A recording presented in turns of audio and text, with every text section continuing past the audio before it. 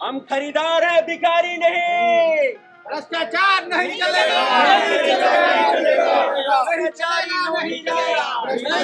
एक और बात, जब मीटिंग होता है एमओएम में, रेरा के सामने हम लोग चीजें रखते हैं तो रेरा बायर के पक्ष में रहता है, बिल्डर को इंस्ट्रक्शन देता है। लेकिन 10 दिन 15 दिन बाद जब एमओएम आता है, रेरा का ऑर्डर आता है, उसमें चीजें डिफरेंट लिखी होती है। तो बिल्डर कहीं ना कहीं रेरा को कुछ ना कुछ सपोर्ट करता है और रेरा बिल्डर को सपोर्ट करता है। और रही बात, बहुत परेशान है। जब से हमने ये बुक किया है अभी तक कुछ भी नहीं हो रहा है, और रेरा में भी कंप्लेंट की, उसका भी कोई असर नहीं है। स्कैम अब नहीं चलेगा, नहीं चलेगा, नहीं चलेगा। हम भिखारी नहीं, हम हमें अपना घर चाहिए। हम लोग सर 2013 से हैं और 80% हम लोग पेमेंट कर चुके हैं और बाकी आपके सामने हालात। पोजेशन का कोई हमें डेट नहीं मिल रही, हमें कोई क्लैरिटी नहीं है कि ये पोजेशन हमें कब मिलेगा। पोजेशन मिलेगा तो आप एक बारी प्रोजेक्ट में अंदर भी घुमाइए कैमरा अपना कि क्या फैसिलिटीज़ हैं, क्या कॉस्ट क्वालिटी ऑफ कंस्ट्रक्शन है, क्या फिटिंग फिक्सचर है, क्या सिस्टम है, वो भी कोई क्लियर नहीं है। अगर इसमें डिले पेनल्टी इस प्रोजेक्ट में नहीं मिलता है तो रेरा का इस देश में होने का कोई मतलब नहीं है। रेरा ने प्रॉमिस किया है डिले पेनल्टी का। हाँ, as per bylaws delay penalty RERA के हिसाब से होना चाहिए। हम रेरा केस में भी गए हैं, बिल्डर से जब बात करो, बिल्डर बोलता है कि हम सब प्रॉक्सी बायर्स हैं, प्रोफाइल फंडिंग के थ्रू यहाँ फर्जी बायर्स हैं, इसलिए हम आपको ये नहीं देंगे। साफ साफ बोलता है कि जो करना है कर लो, जो फाड़ना है फाड़ लो, हम नहीं देंगे। बताइए ये अगर रेरा का हाथ नहीं है उसके सर पर तो बिल्डर कैसे कह सकता है ये बात? ग्रेटर नोएडा वेस्ट के प्रोजेक्ट्स में जितनी प्रॉब्लम्स आप सोच सकते हैं, प्रोजेक्ट डिले है, प्रोजेक्ट डिफॉल्ट है, प्रोजेक्ट एक के बाद दूसरे बिल्डर तीसरे बिल्डर को पास ऑन किया जा रहा है, रेरा साइलेंटली पूरे खेल को देख रहा है, जनप्रतिनिधियों को कोई मतलब ही नहीं है और ग्रेटर नोएडा अथॉरिटी अपना पल्ला झाड़ रहे हैं। आप सोचेंगे ग्रेटर नोएडा में तो पूरे इस ग्रेटर नोएडा वेस्ट की यही कहानी है, लेकिन सवाल ये उठता है इन सैकड़ों होम बायर्स जिन्होंने अपनी पूरी जिंदगी की कमाई दे रखी है, आखिर इनकी क्या गलती है?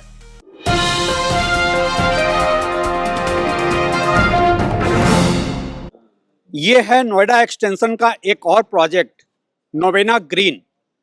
यहाँ की कहानी जितनी फिल्मी है उतनी ही ट्रेजिक है। और मैं ऐसा क्यों कह रहा हूं? फिल्मी इसलिए कि यहाँ पे एक प्लॉट अलॉट होता है एक बिल्डर को जो फितरत से ही डिफॉल्टर है। वो इस प्रोजेक्ट पे कोई काम नहीं करता है, वो लैंड पार्सल दे देता है दूसरे बिल्डर को। दूसरा बिल्डर घर खरीदारों से वसूलता है पैसे और प्रोजेक्ट पूरा किए बिना प्रोजेक्ट को छोड़कर चला जाता है। वहां से आता है तीसरा बिल्डर इस प्रोजेक्ट में और ये कहानी यहीं से ट्रेजिक होती चली जाती है उन घर खरीदारों के लिए जिन्होंने अपनी जिंदगी की सारी कमाई इन बिल्डरों के आपस के खेल में लुटा दी है। ग्रेटर नोएडा अथॉरिटी की तरफ से बार बार इन बिल्डर को इतना लिवरेज दिया जाता रहा है, अलाउ किया जाता रहा है कि वो इन घर खरीदारों के पैसे के बाद आपस में एक दूसरे के साथ खेलते रहें। प्रोजेक्ट एक बिल्डर से निकलकर दूसरे और दूसरे से निकलकर तीसरे के हाथ में जाता रहे। जब स्वामी फंड की बात हुई थी तो ये कहा गया था कि ये लास्ट माइल फंडिंग है उन प्रोजेक्ट्स के लिए जो पूरे नहीं हो पा रहे हैं और इसके बाद सब कुछ ठीक हो जाएगा, घर खरीदारों के जो पैसे फंसे हैं उन्हें घर मिल जाएंगे। लेकिन आज नोवेना ग्रीन के बायर्स स्वामी फंड आने के बाद भी सड़क पे खड़े होकर प्रोटेस्ट कर रहे हैं। इनकी बात सुनने वाला कोई नहीं है।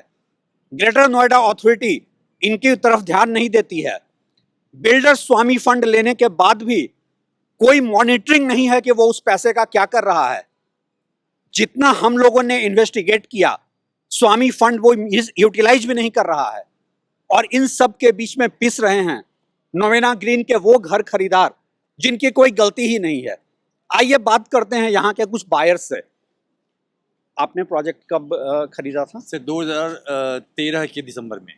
और उसके बाद से आपको क्या क्या एश्योरेंस मिले हैं? कुछ नहीं, आप ये समझ लीजिए कि 2013 से हम लोगों से पैसा लेता गया और लगभग 75 to 80% पैसे हमने दे दिए। जो पूरा अमाउंट था, और उसके बाद से कुछ भी काम नहीं हुआ है। ये तो हमारे कुछ मेंबर जो एसोसिएशन के थे, उन्होंने जब प्रेशर डाला है तो थोड़ा बहुत काम हुआ है, फिर बाद में ये इंसॉल्वेंट हो गए, पैसे इनके पास नहीं थे। स्वामी फंड वालों ने इनको पैसे जब दिए तो कुछ काम हुआ है। उसके बाद से पोजीशन ये है कि पैसे इनके पास धड़े के धड़े पड़े हैं, लेकिन कोई काम नहीं हो रहा है। 6 महीने से कोई ढंग से काम नहीं हो रहा है, और हम लोगों को सिर्फ जो पोजीशन का डेट है वो बढ़ाते बढ़ाते 2023 में मिलना था, उसके बाद 2023 के जून में मिलना था, फिर दिसंबर मिलना था, 24 में मिलना था, आज 25 हो गया है, और अभी बस ढाक के 3 पात हो रखा है सर। बहुत हम लोग परेशानी में चल रहे पॉइंट हैं। इन्वॉल्वमेंट की अगर जो बात करते हैं तो इनकी जो पीएमसी कमेटी है रेरा के अंदर में जब गई थी, उन्होंने रिपोर्ट सबमिट की थी, तो उनका खुद का कहना है ऑफिशियल कि ये लास्ट 6 महीने में सिर्फ 8 करोड़ रुपए का यूटिलाइजेशन कर पाए हैं। बाकी का यूटिलाइजेशन ये कंस्ट्रक्शन साइट पे क्यों नहीं कर रहे हैं, उसका अभी तक इन्होंने कोई रिटर्न में जवाब नहीं दिया है। हमने लास्ट मीटिंग भी की थी रेरा में, तो अभी MOM का जवाब भी एक लमसम 20 दिन के ऊपर हो गया, लेकिन अभी तक उसका भी जवाब नहीं आया। बस बायर को परेशान करना ही बिल्डर की फितरत है। हम EMI देते जाएं, मरते जाएं, बच्चों की फीस देते जाएं, मरते जाएं, घर लेते रहें, रेंट देते रहें, रेंट बढ़ाते रहें, हर एक चीज़। बस हमारी ज़िंदगी इसी गोल चक्कर में फंसी रह गई है, और ये बिल्डर चैन की नींद सो रहा है।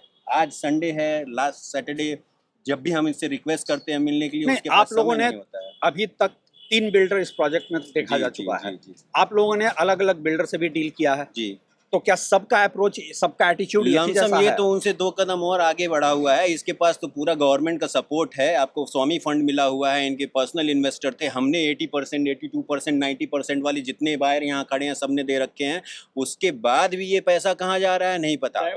डाइवर्ट कर रहा है क्या? एक पॉइंट और बोलना चाहूँगा, नए ग्राहक को ये रोपिन करते जा रहे हैं और पुराने ग्राहक को नेगलेक्ट करते जा रहे हैं सर। ऐसा बात नहीं है, पैसे ये बेच रहे हैं, इनके पास आ रही है, पैसे आ रही हैं, और ये पेनलाइज कर रहे हैं वो पुराने जो इनके कस्टमर्स हैं, क्लाइंट हैं, उनको पेनलाइज कर रहे हैं। ये एक और क्लासिक केस है जहां बिल्डर एक तरफ प्रोजेक्ट पूरे नहीं कर रहा है, वो अपने पुराने बिल्डर के बुकिंग किए हुए बायर्स को एंटरटेन नहीं कर रहा है, और दूसरी तरफ वो लगातार नए बुकिंग करता जा रहा है। और शायद प्रोजेक्ट डिले करने के पीछे उसकी मंशा ये है कि पुराने जो बायर्स हैं वो फ्रस्ट्रेट होकर इस प्रोजेक्ट से बाहर हो जाएं और वो नए बायर को ज्यादा प्रीमियम पे दोबारा बेच सके। क्या ग्रेटर नोएडा अथॉरिटी इस मामले में कोई इंटरवेंशन करने की हालत में है? अगर नहीं तो क्यों? आपके साथ क्या रहा? आप लोगों ने कभी ग्रेटर नोएडा अथॉरिटी से बात की है? अथॉरिटी का रोल इसमें बस लैंड तक ही सीमित है और उसी तक। मेन कल्प्रिट है रेरा। रेरा में जब भी प्रॉब्लम होता है हम जाते हैं, रेरा में मीटिंग होता है, रेरा में ये बोला जाता है, बिल्डर को इंस्ट्रक्शन दिया जाता है कि आपको ये करना है, ये सारी डिटेल देनी है। बिल्डर वहाँ रेरा के मीटिंग से हंस के बाहर निकलता है, ठीक है। और उसके बाद जो मीटिंग में डिसाइड होता है कि दो दिन में आपको ये डिटेल सबमिट करनी है रेरा को, रेरा यूपी को, बिल्डर कुछ नहीं करता है और उस मीटिंग का MOM आने में 1 महीना 2 महीना लग जाता है उस मीटिंग की। और 11 बार रेरा ने ऑर्डर पास किया है और 11 एक्सटेंशन दिया है टाइमलाइन का, और 11 बार बिल्डर ने इसका वायलेशन किया है। रही बात स्वामी फंड की, स्वामी फंड आया है, स्वामी फंड का क्या फंड का यूटिलाइजेशन है कहीं इसने सबमिट नहीं किया है। और रही बात PMC की, PMC भी है, अपॉइंटेड PMC रेरा से भी है और अपॉइंटेड PMC स्वामी फंड से भी है। बट स्वामी फंड की PMC क्या कर रहा है पता नहीं, और रेरा का PMC क्या कर रहा है पता नहीं। सर, आप लोगों ने एसोसिएशन बनाया है तो आप लीगल में आप क्यों नहीं जाना चाहते हैं? लीगल में रेरा भी एक लीगल में ही जाना होता है, और जब उम्मीद ये होती है या उम्मीद ये थी कि भाई स्वामी फंड आ गया। देखिए, स्टार्टिंग से मैं जुड़ा हुआ हूँ, मैंने भी 2013 में लिया है, 2018 में इनको देना था। 2018 में पहले 4-5 लोगों में मैं था जो रेरा में केस किए हम लोग। आज की डेट में 107 लोगों ने रेरा में केस करके डाला हुआ है जो होल्ड पे रखे हुए हैं। सबसे बड़ा प्रॉब्लम क्या है कि अगर हम बाकी चीज़ भी देखें कि कहीं भी हम जाते हैं, सबको ये क्या उम्मीद होती है कि भाई मेरा घर मिले, काम ख़त्म हो। तो जब स्वामी फंड की बात आई तो हमें भी ये उम्मीद थी कि भाई चलो जल्दी से हमारा काम होकर के सबको घर मिल जाएगा। रेरा का क्या इसमें इन्वॉल्वमेंट है? बिल्डर तो ये पहले से उनको भी पता था क्यों इनको एक्सटेंशन दिया है। हमारे रिटन में देने के बाद भी कि हम एक्सटेंशन नहीं देना है, फिर भी इनको एक्सटेंशन पे एक्सटेंशन दिए गए। जब हमने कहा कि भाई चलो स्वामी फंड आ गए, अब थोड़ा मिल जाएगा। उसके बाद उन्होंने मीटिंग भी कम कर दिया, एक तरीके से इनको बिल्कुल फ्री छोड़ दिया। अब एसोसिएशन हो या बायर्स हो, साफ जानते हैं अच्छे से कि बिल्डर कितना एंटरटेन करते हैं। अथॉरिटी क्या है? रेरा। वहाँ जा करके अब रेरा ने 11 बार, जैसा अभी बताया हमारे एक साथी ने, कि 11 बार एक्सटेंशन दिया और 11 बार ये हर एक मीटिंग मांग ले जाके कि जी एक नई डेट, इस डेट तक खत्म हो जाएगा, इस डेट तक खत्म हो जाएगा, इस डेट तक खत्म हो जाएगा। कभी ना कभी तो सब्र का बांध टूटता है। आज तक इसी उम्मीद से हम लोग कुछ ऐसा काम नहीं किए कि चलो ठीक है भाई आज मिल जाएगा, आज मिल जाएगा। क्यों? सब लोग अपने काम धाम करने वाले हैं, लेकिन जब पानी सर से ऊपर चला जाता है तो आदमी बचने के लिए फिर कुछ ना कुछ तो करता है। आज आप लोगों में ऑफर ये कहता है कि मैंने 50 आदमी लगा रखे हैं, वो 50 आदमी बिल्कुल सही कहता है। सेल ऑफिस में लगा रखे हैं, सेल ऑफिस में से आदमी लगा रखे हैं और फ्लैट सेल कर रहा है लेकिन कंप्लीट नहीं कर रहा। सेल्स डिपार्टमेंट में सेल डिपार्टमेंट चल रही है just to sell the property. आप देखिए आज का टाइम्स ऑफ इंडिया में भी देखिए, दैनिक जागरण में भी सुप्रीम कोर्ट का टिप्पणी क्या है कि रेरा को बिना दांत का शेर बना के छोड़ दिया है। और वो हमने फील किया है। हमने कई बार बोला कि कार्रवाई करिए, तो हमको यहाँ तक भी बोला गया कि क्या कार्रवाई, फांसी थोड़ी चढ़ा देंगे, हमें ही जेल में डालने की बात की जाती है। ठीक है, तो रेरा को अप्रोच है, तुम क्या कर लोगे, तुम्हारे बस की क्या है? मेन है सर रेगुलेटरी अथॉरिटी है, वो अपनी काम सही से नहीं कर रही है। टाइम से हम जा रहे हैं, ऐसा नहीं है। हम लोग हमेशा जब मेरा सवाल यहाँ रेरा के अधिकारियों से है, घर खरीदारों के ऐसी बातें सुनने के बाद, इनके एक्सप्लॉयटेशन की कहानियां सुनने के बाद आपको शर्म आती है या नहीं? सुप्रीम कोर्ट ने बहुत तल्ख लहजे में कहा था, क्या रेरा एक्स ब्यूरोक्रेट्स का रिहैबिलिटेशन सेंटर बनकर रह गया है? और आज आपके बायर भी आपके बारे में यही कह रहे हैं। आपने एक प्रोजेक्ट में जहां की 3 बार बिल्डर बदले गए हैं, 11 बार का एक्सटेंशन फर्दर क्यों दिया है? किस ग्राउंड पे दिया है? क्या रेरा के अधिकारी ये बताना चाहेंगे? अब आप लोगों का आगे प्लान ऑफ एक्शन क्या है? इसमें क्या है, इसमें प्रॉब्लम ये है बायर्स के साथ कि बायर्स किससे पता करें चीज़ों को, क्योंकि एसोसिएशन बिल्डर को हर संडे को मीटिंग के लिए बुलाती है, लेकिन बिल्डर रोज नए बहाने करके मैं लखनऊ हूँ, मैं कहीं और हूँ, वो आता ही नहीं है मीटिंग में, कभी मिलता ही नहीं है। तो बायर्स बड़े परेशान है इसमें। और रेरा भी क्या है, रेरा एक्सटेंशन कैसे दे रहा है उसको, हम लोगों को ये समझ में नहीं आ रहा है। 11 बार एक्सटेंशन मिला है उसको। रेरा का भी कुछ अकाउंटेबिलिटी है कि नहीं है?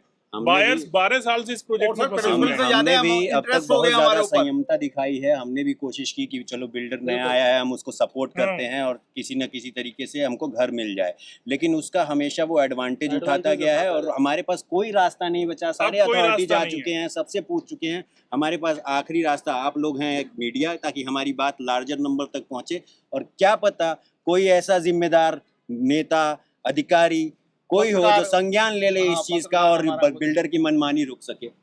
नोवेना ग्रीन एक ऐसा प्रोजेक्ट है जो सबसे पहले तो आम्रपाली का पार्ट था, फिर ये नोवेना ग्रीन बना, फिर मांगल्य नोवेना बना, और इस सब खेल के बीच पिसते रहे घर खरीदार।